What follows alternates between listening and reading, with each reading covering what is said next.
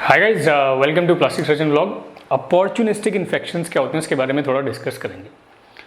कल क्या हुआ कि मेरा एक पेशेंट है, उसकी मैंने सर्जरी करी थी। मतलब एक्सीडेंट हुआ था उसका, और उसको पूरा ये जो आँख था ये बाहर आ गया था। आपने देखा भी होगा इंस्टाग्राम पे, मैंने उसका पूरा सर्जरी का वीडियो और सर्जरी के बाद कैसा दिख रहा है वो सब डाला हुआ है। तो उसका पूरा आँख बनाया था, हड्डी, कमर से हड्डी निकाल के आँख में लगा के पूरा वो सर्जरी करा था। बहुत कॉम्प्लेक्स सर्जरी था। तो हो गया उसको 1 महीने के आसपास। तो वो दिखाने आया, तो मैंने पूछा, मैंने कहा दिखाने क्यों आए हो, क्या प्रॉब्लम क्या है? बोला प्रॉब्लम कुछ नहीं है, ऐसे न्यूज़ में सुनते हैं, पेपर में पढ़ते हैं, ब्लैक फंगस आँख में हो रहा है, तो मैं आपको दिखाने आया कि मुझे भी तो ब्लैक फंगस नहीं हो गया।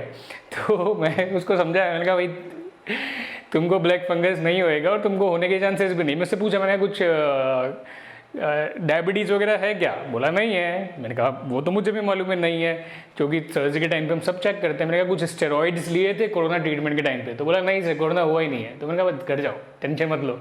तो देखिए, इससे पहले बता चुका हूँ, अपॉर्चुनिस्टिक इन्फेक्शन मतलब ये होता है कि आप उनको अपॉर्चुनिटी दो, आप उनको मौका दो, वो इन्फेक्शन कर देंगे, राइट? तो मौका कौन दे रहा है? मौका आप और मैं दे रहे हैं, राइट? हम लोग मौका दे रहे हैं उसको ग्रो करने के लिए। अभी देखो, ब्लैक फंगस जो नाम है ना, वो तो इंडिया का बच्चा जान रहा है। म्यूकरमाइकोसिस, मतलब आज से 1 महीने पहले किसी को पता नहीं था। मैं बोलता म्यूकरमाइकोसिस, या कोई डॉक्टर बोलता म्यूकरमाइकोसिस, आप देते म्यूकरमाइकोसिस।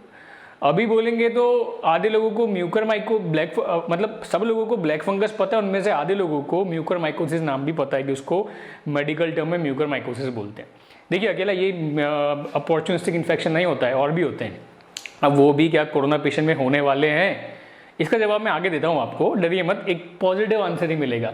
चलिए पहले देख लेते हैं अपॉर्चुनिस्टिक इन्फेक्शन कौन कौन से होते हैं। देखिए, ये बहुत सारे इन्फेक्शन ऐसे होते हैं जो कि इनको अपॉर्चुनिटी दो आप ग्रो कर जाएंगे। जैसे कि व्हाइट फंगस, जो आप सुन रहे हो, कैंडिडा बोलते हैं इसको, व्हाइट फंगस, ये बहुत कॉमन है। ये भी इम्यूनो कॉम्प्रोमाइज, जिनकी इम्यूनिटी खराब हो गई है, उन पेशेंट्स के अंदर अब इम्यूनिटी खराब क्यों हो गई है, कम क्यों हो गई है?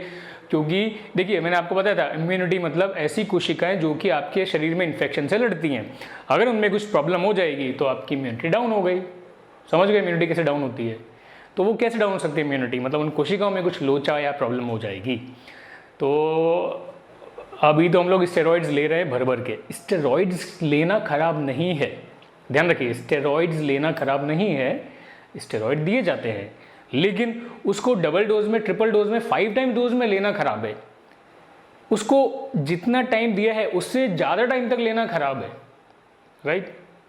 तो स्टेरॉइड जो होते हैं ना, वो बहुत कॉमन जिसको बोलते हैं सब्सटेंस होते हैं, जो कि आपको आपकी इम्यूनिटी को कम कर देते हैं। इम्यूनिटी को कम मतलब वो कोशिकाएं जो कि किसी भी शरीर में वायरस से, कीटाणु से, जीवाणु से, कोई भी चीज़ आती है उससे लड़ती है और उसको मार के ख़त्म कर देती है। अब आप वो पुलिस वाले, आपके शरीर के अंदर जो पुलिस मैन है, आपकी इम्यूनिटी वाली कोशिकाएं, उनको ही आप कमज़ोर कर दोगे तो फिर कोई भी इन्फेक्शन आके अंदर रह जाएगा ना। तो अपॉर्चुनिस्टिक इन्फेक्शन में कैंडिडा, व्हाइट फंगस बहुत कॉमन होता है। इसके बाद क्रिप्टोस्पोरिडियम पार्वम, क्रिप्टोस्पोरिडियम जो होता है ये भी एक तरह की बीमारियाँ करता है। ये आपके पेट के अंदर डायरिया कर देगा, डायरिया ठीक नहीं होगा, 15-15 दिन तक डायरिया चालू है, पेट में दर्द हो रहा है, उल्टी हो रही है, ये सब हो सकता है। इसके अलावा फिर हर्पीस सिम्प्लेक्स वायरस एक्टिवेट हो जाता है कुछ पेशेंट्स के अंदर। इसी के साथ में साइटोमेगलो वायरस, साइटोमेगलो वायरस तो बहुत खतरनाक वायरस होता है। ये आपके दिमाग में इन्फेक्शन करके आपको मेनिंजाइटिस, एनकेफेलाइटिस कर सकता है। एनकेफेलाइटिस मतलब दिमाग में इन्फेक्शन, इन्फ्लेमेशन हो जाना। इसी के साथ में आँख के अंदर इन्फेक्शन करके आपकी आई साइट को खराब, रेटिना को खराब कर सकता है। इसमें आँख नहीं निकालनी पड़ती, CMV में आँख नहीं निकालनी पड़ती। फिर आपकी लंग्स में इन्फेक्शन कर सकता है, राइट? बहुत सी जगहों पे CMV, साइटोमेगलो वायरस इन्फेक्शन कर सकता है। देन हिस्टोप्लाज्मोसिस, ये भी एक तरह का फंगस है। ये फंगस क्या करता है? ये फंगस भी लंग्स के अंदर इन्फेक्शन कर देता है। ये इन्फेक्शन, हिस्टोप्लाज्मोसिस भी पहले से है, अभी भी है, लेकिन उन पेशेंट के अंदर जो इनको अपॉर्चुनिटी देते हैं उनके अंदर जाके ये फटाफट इन्फेक्शन कर देता है।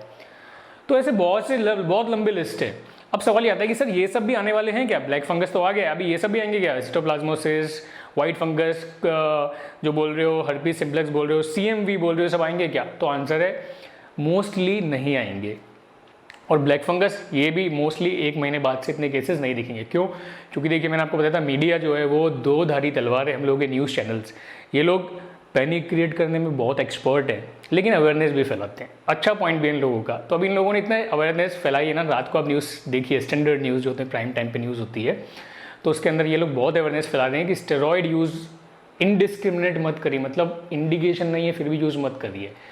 ज़्यादा डोज में यूज़ मत करिए, महीने भर तक मत खाइए, 15 दिन तक मत खाइए, डबल डोज में यूज़ मत करिए। तो ये अवेयरनेस स्प्रेड कर रहे हैं और ये इनका जो रीच है ये बहुत स्ट्रॉन्ग रीच है। देखिए मेरा वीडियो तो आप लोग 10,000 लोग देखोगे मैक्सिमम, आई थिंक 2-4 दिन में, लेकिन जो मीडिया है इसको तो इंडिया के हर कोने में पब्लिक देख रही है। तो ये लोग जब समझा रहे हैं ना, तो जो ग्राउंड लेवल पे पैरामेडिकल स्टाफ और जो ऐसे लोग हैं, अनट्रेंड लोग हैं जो कोरोना पेशेंट ट्रीट कर रहे हैं, अनट्रेंड लोग कोरोना पेशेंट ट्रीट कर रहे हैं, दैट इज़ रियलिटी। पेशेंट्स इतने ज़्यादा है, 3 लाख पेशेंट रोज के आ रहे हैं, तो इतने डॉक्टर थोड़ी हैं सब क्वालिफाइड डॉक्टर जो ट्रेन करेंगे। अनट्रेन लोग ट्रीट कर रहे हैं 90% पेशेंट को, तो वो लोग भी ये न्यूज़ देखते हैं, तो वो लोग भी अब डरेंगे स्टेरॉइड्स को एक्स्ट्रा में या बिना काम के देने में। तो जब स्टेरॉइड नहीं देंगे तो डेफिनेटली, क्योंकि देखिए यहाँ पर ना स्टेरॉइड बहुत स्ट्रॉन्ग रिस्क फैक्टर है। डायबिटीज़ को आप कंट्रोल कर सकते हो, लेकिन आप बाहर से उसको स्टेरॉइड दे के आपकी इम्यूनिटी को ख़त्म कर रहे हो, तो कहाँ से मतलब आप इन इन्फेक्शन से लड़ पाएंगे, राइट। तो मुझे लगता है कि जो ब्लैक फंगस के केसेस है ना, ब्लैक फंगस फैलता नहीं है। सपोज मेरे पास में एक पेशेंट खड़ा है, उसको ब्लैक फंगस हो गया है, मैं उसको ट्रीटमेंट कर रहा हूँ, मुझ में जाएगा नहीं।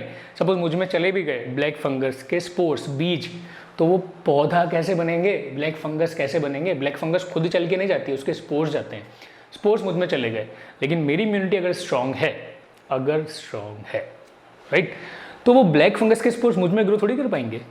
तो ऐसे ही जब हम लोग स्टेरॉइड को ढंग से यूज़ करेंगे कोरोना पेशेंट्स के अंदर, और अभी तो कोरोना पेशेंट में इतना स्टेरॉइड तो पूरे वर्ल्ड के अंदर कभी यूज़ नहीं होगा जितना इंडिया में यूज़ हुआ है। फिर वापस बताऊँ, अच्छा एक लड़के एक किसी ने कमेंट में डाला था स्टेरॉइड की डोजेज अब बता रहे हो जब सब कुछ हो गया है। भैया मैंने तो 1 मंथ पहले ही कोरोना ट्रीटमेंट के ऊपर पूरा विद डोजेज वीडियो बनाया था। इतनी डोजेज में दवाई दी जाती है, अब आपने नहीं देखा तो मैं क्या करूँ। वो मैंने इसलिए बनाया था क्योंकि मेरे को बहुत से मैसेज आते थे, सर ट्रीटमेंट बताओ। मैंने उनको बोला ये देख लो, लेकिन उसमें मैंने ये डिस्क्लेमर डाला था कि आप डॉक्टर की एडवाइस लो, क्योंकि कुछ लोग ना ओवर ट्रीटमेंट कर देते हैं। एनीवेज, तो स्टेरॉइड की डोज यही होती है, 7 से लेकर 10 दिन तक देना होता है उन पेशेंट में जो कि सीवियरली इल है या मॉडरेट टू सीवियरली, मतलब बहुत ज़्यादा आईसीयू में चले गए हैं, हॉस्पिटल में एडमिट है, ऑक्सीजन सेचुरेशन कंट्रोल ही नहीं हो रहा है, तो उन पेशेंट में स्टेरॉइड दी जाती है। डेक्सामेथासोन की 6 मिलीग्राम की टैबलेट या इंजेक्शन दिन में सिर्फ 1 बार देना है, और ऐसा 7 दिन तक ही करना है।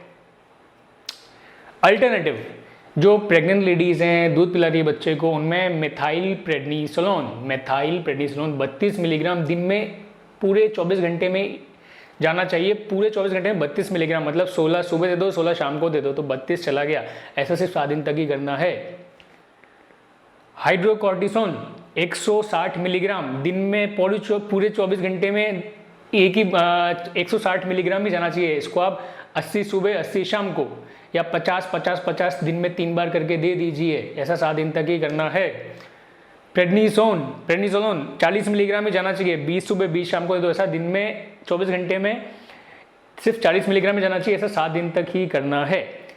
इन चारों में से कोई भी एक देना है, सब नहीं देना है। डेक्सा मिल रहा है तो डेक्सा, नहीं मिल रहा है तो मेथाइल प्रेडनिसोलोन यूज़ कर सकते हैं, वो नहीं मिल रहा है तो प्रेडनिसोलोन यूज़ करते हैं, वो नहीं मिल रहा है तो हाइड्रोकॉर्टिसोन यूज़ कर सकते हैं। बट भाई सिर्फ 7 दिन तक यूज़ करना है, और जो डोजेस बताए उनमें यूज़ करना है, तो इफेक्ट आएगा। अब देखो, जिस भी पेशेंट ब्लैक फंगस हुआ है ना, उसकी हिस्ट्री उठा के देखो आप, 99% पेशेंट्स के अंदर स्टेरॉइड का हैवी यूज़ हुआ है, हैवी स्ट्रॉन्ग यूज़ हुआ है। ऐसा होगा तो कैसे काम चलेगा। तो मुझे एकदम से क्लिक करा दिमाग में, जब उस पेशेंट से कल मैं मिला तो मेरे दिमाग में क्लिक करा, मैंने कहा यार ये तो एक टिप ऑफ आइसबर्ग है। ऐसा कितने लोगों को डाउट होगा और कितने लोगों को ऐसा रियल में होगा प्रॉब्लम, और तो क्या कर सकते हैं, राइट। मुझे लगता है कि आगे टाइम में डेफिनेटली ये सब जो अपॉर्चुनिटी इन्फेक्शन मैंने बताए हैं, ये सब कोरोना पेशेंट में नहीं होंगे, क्योंकि पब्लिक अवेयर हो रही है, पब्लिक की अवेयरनेस बढ़ रही है, और वो स्टेरॉइड को बहुत ही संभल के यूज़ करेंगे। अब this is all, thanks for watching it, nice day, bye bye.